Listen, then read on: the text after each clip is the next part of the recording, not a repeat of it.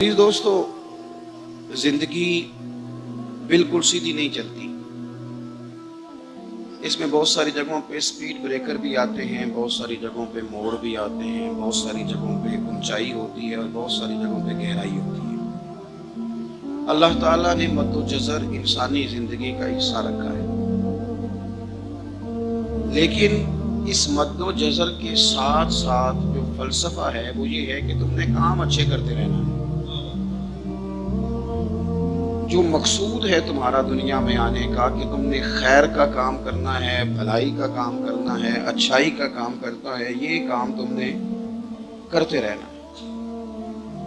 पहले तो हम इस तरह करते हैं कि हम अपनी जिंदगी अपने इर्द गिर्द के तकाज़ों के मुताबिक गुजारते हैं, शरीयत के तकाज़ों के मुताबिक नहीं गुजारते। इल्ला माशाअल्लाह। हम ये देखते हैं कि आजकल तकाज़ा क्या है, लोग ज़हन किस तरह का रखते हैं, माहौल किस तरह का रखते हैं, उसके मुताबिक हम मामलात को तरतीब देना शुरू कर देते हैं। लोगों का मिजाज और माइंडसेट ये भी तब्दील होता रहता है वक्त के साथ। सबसे पहले तो तय कर लें कि मैंने कोई रोज की बुनियादों पर कोई ना कोई बेहतरीन अमल जरूर करना है, इसको तय करें। आप देखें कि नबी पाक सल्लल्लाहु ताला अलैहि वसल्लम ने जिन लोगों की तरबियत फरमाई थी, उन लोगों ने अज अव्वल ता आखिर जो तय किया ना, उसकी उन्होंने ड्यूटी की। हमारा ये मसला होता है कि हम अपना काम तवज्जो से नहीं करते और दूसरे का काम पूरी तवज्जो से देखते हैं। हमारे मुल्क का सबसे बड़ा मसला ना कानून की बालादस्ती का है, ना हमारे मुल्क का सबसे बड़ा मसला मईशत और मुआशरत का है। हमारा सबसे बड़ा मसला ये है कि हम अपने काम के साथ मुखलिस नहीं, किसी के नहीं, अपने काम से।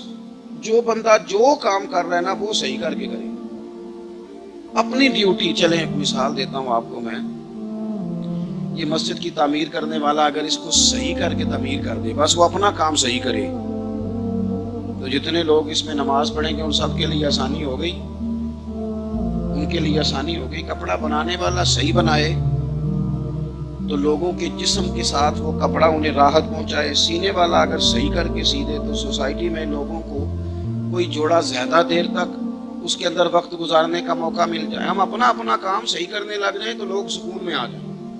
हम चाहते हैं कि सामने वाले के काम में दखल अंदाजी करे, तू ठीक कर, भाई तू उसे रहने देना। नबी पाक सल्लल्लाहु ताला अलैहि वसल्लम ने सहाबाए किराम अलैहिम रिदवान ने जब पूछा था ना कि क़यामत कब आएगी, वो एक तफसील है बुखारी में उस हदीस की, उस तफसील में नहीं जाता, तो अर्ज की हुजूर क़यामत कब आएगी? फरमाया जब अमानतों को ज़ाया किया जाए। तो अर्ज की या रसूलल्लाह इसका माना क्या है? तो नबी पाक अलैहिस्सलाम ने फरमाया जब ओहदा उसको दिया जाए जो उसका अहल ना हो। ना अहलों के पास जब ओहदे आएंगे तुम क़यामत का इंतजार करना। जो लोग जिस मनसब पर हैं जब वो काम ही नहीं करेंगे, एक तो अपना काम तवज्जो से करना जरूरी है। आप जो काम भी करते हैं उसमें दयानतदारी का मुजाहरा करें, उसको सही करके करें और करते रहें, करते रहें। हजरत मूसा कलीमुल्लाह अलैहिस्सलाम, सूफिया ने इस रवायत को लिखा है, बिलखुसूस मकतूबात 2 सदी में बड़े खूबसूरत अंदाज में मौजूद है। हजरत मूसा अलैहिस्सलाम को ना अल्लाह की तरफ से एक हुक्म हुआ, इस बस्ती में जो सबसे नेक आदमी है ना उसे ढूंढ के लाए। मेरा ख्याल है ये हुक्म हमें मिलता तो या मैं नेक निकलता या मेरे पीछे जो हाथ बांध के चलते हैं वो नेक निकलते हैं, बाकी नहीं कोई। अल्लाह माशा, ये कैसे हो सकता है कि कोई और भी नेक हो? हजरत मूसा अल्लाह के नबी हैं। मुझे बताइए जिसे हजरत मूसा अलैहिस्सलाम नेक कहेंगे वो कितना को नेक होगा? और पूरी बस्ती में से चुना एक बंदा जनाब कलीम अलैहिस्सलाम ने अल्लाह के हुजूर पेश किया, माल की ये सबसे नेक है। अब हुक्म हुआ कि इस नेक के जिम्मे लगाएं कि बस्ती में से सबसे गुनाहगार ढूंढ के लाए। अब ये काम मेरे और आपके जिम्मे लगता तो सारे गुनाहगार थे, कोई शय ठीक है ही नहीं सिरे से। जिससे भी आप सुनेंगे उसके पास कोई मनफी खबर ही है, इल्ला माशाअल्लाह। जो सबसे गुनाहगार है उसे ढूंढ के लाए। तो हजरत कलीम अलैहिस्सलाम ने हुक्म दिया, फरमाया भाई तुम ना बस्ती में से सबसे गुनाहगार बंदा ढूंढ के लाओ। तो उसने अर्ज की हुजूर ये काम बड़ा मुश्किल है, मैं नहीं कर सकता, मेरे वाला नहीं। फरमाया नहीं आप नहीं करना है, جب حکم سنا تو عرض کرنے لگے پھر مجھے 3 دن کی مہلت دے دیں. کہا دے دی 3 دن کی مہلت. 3 دن ایک صالح آدمی ایک گناہگار کو ڈھونڈتے رہے. صالح آدمی جانے کب مار دے کوئی مجھے ظالم کر کے شہر کا شہر مسلمان بنا بیٹھا. یہاں تو بہت سارے لوگ ہوتے ہیں جو مرضی کسی کے لیے کہہ دیتے ہیں. تو فرمایا کہ آپ ڈھونڈیں. اب وہ نیک آدمی گناہگار ڈھونڈ, یہ بھی کبھی کبھی ہوتا ہے, کبھی کبھی نا ایسا بھی ہوتا ہے. وہ گناہگار بندہ ڈھونڈنے کا حکم آ گیا, وہ ڈھونڈ رہے ہیں. 3 دن بیت گئے, 3 راتیں بیت گئیں. اب وہ وقت آ گیا گناہگار پیش کرنے کا. انہوں نے پیش کیا اپنے گلے میں رسی ڈالی,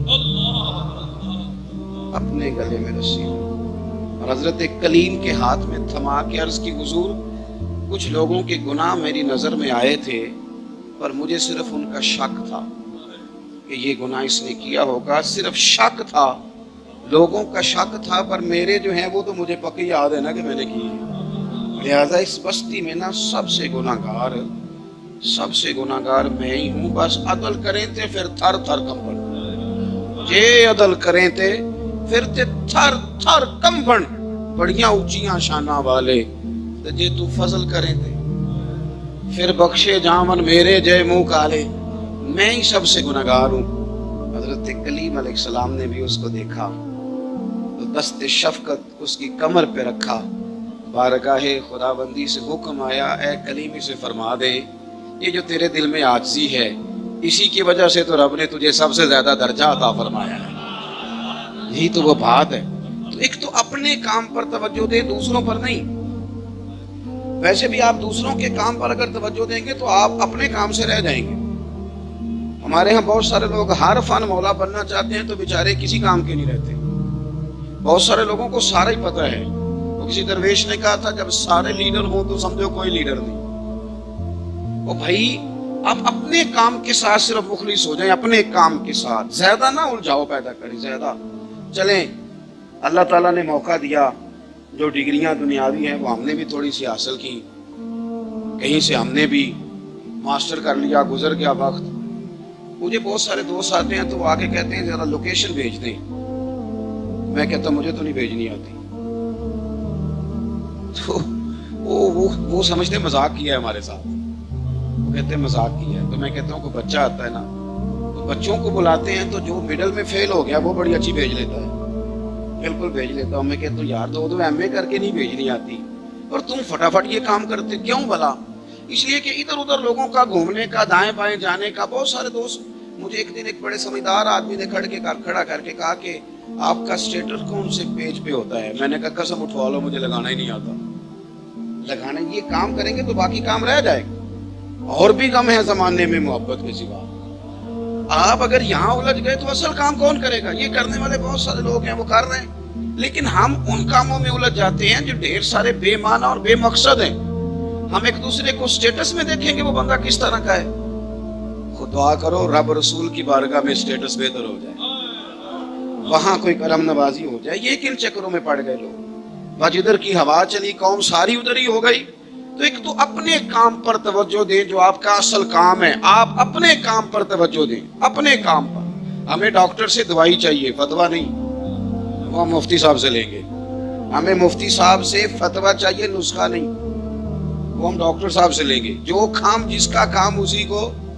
ہمارے ہاں ہر بندہ نا, وہ میری ایک عزیزہ بیمار ہے کئی دنوں سے, ان کو ایک صاحب نے کہا کہ چھٹو ڈاکٹرانو کسی حکیم دی دوائی کھاؤ. تو 2 دن کھائی ہے انہوں نے. اب وہ ڈاکٹر کہہ رہا ہے واپس حکیم کے پاس ہی لے جاؤ, میرے والا کام نہیں. تو میں نے ان سے کہا کہ آپ ہر ایک کا مشورہ کیوں قبول کرتے ہیں؟ ہر بندے کے پاس 2-4 نسخے ہیں, جو آتا ہے 2-4 نسخے دے جاتا ہے. آپ کبھی کسی ڈاکٹر کے پاس جائیں, وہ سب سے پہلے آپ کا بلڈ پریشر چیک کرتا ہے. انہوں نے ایک لائن کھینچی ہوتی ہے, اس کے ساتھ وہ لکھتے ہیں بلڈ پریشر کتنا ہے. پھر وہ آپ سے پوچھتے ہیں کہ آپ کو شوگر تو نہیں. پھر وہ آپ سے کئی چیزیں پوچھنے کے بعد نسخہ تجویز کرتے ہیں. لیکن جو آپ کو منہ زبانی نسخہ دینے آیا وہ کوئی شے بھی نہیں پوچھتا. وہ کئی تو اتنے ڈاٹے ہیں وہ بنا کے بھی لے آتے ہیں, کہتے ہیں کھلا کے بھی جانا ہے. وہ اس طرح نہیں کریں. آپ اپنا کام کریں جو آپ کا اصل کام ہے. یہ جس کا ہے وہ کر لے گا. ہر بندہ جب ہر کام کرنے لگتا ہے تو کوئی کام بھی ٹھیک نہیں ہوتا تو ایک تو اپنا کام کرے اور دوسرا یہ کہ اسے کرتے رہے. آپ اپنا کام, نماز فرض ہے نا, بیماری میں بولیے, جنگ میں, بندہ تکلیف سفر میں ہو تو چلو شریعت نے کہا تجھے بڑی جلدی ہے, تو بڑی آزمائش میں ہے, تو سفر میں ہے, تو 4 فرضوں کے 2 پڑھ لے, پر پڑھنی پھر بھی ہے. معافی والی بات ہے نا, یا اللہ بیمار ہیں اور شریعت تو بڑی مہربان ہے, فرمایا وہ رحم کرتے ہیں نا, کھڑا نہیں ہو سکتا تو بیٹھ جا, بیٹھ نہیں سکتا تو لیٹ جا, پر پڑھنی, جو کام کرنا ہے وہ کرنا ہے. یہ کیا بات ہوئی مجھے دکھ آ گیا تھا ذرا تو میں اپنے اصل کام سے رہ گیا. اور بھائی آ جاتے ہیں دکھ, زندگی میں آ جایا کرتے ہیں. آپ اپنی زندگی میں مشن بنائیں, پھر اس پر ڈیوٹی کریں. دکھ بھی آتے رہیں گے, سکھ بھی آتے رہیں گے, تعریف بھی ہوتی رہے گی, تنقید بھی ہوتی رہے گی, محبت بھی ہوتی رہے گی, اظہار بیزاری بھی ہوتا رہے گا. اپنا کام نہیں چھوڑیں, مقصد والا کام شروع کریں, پھر اسے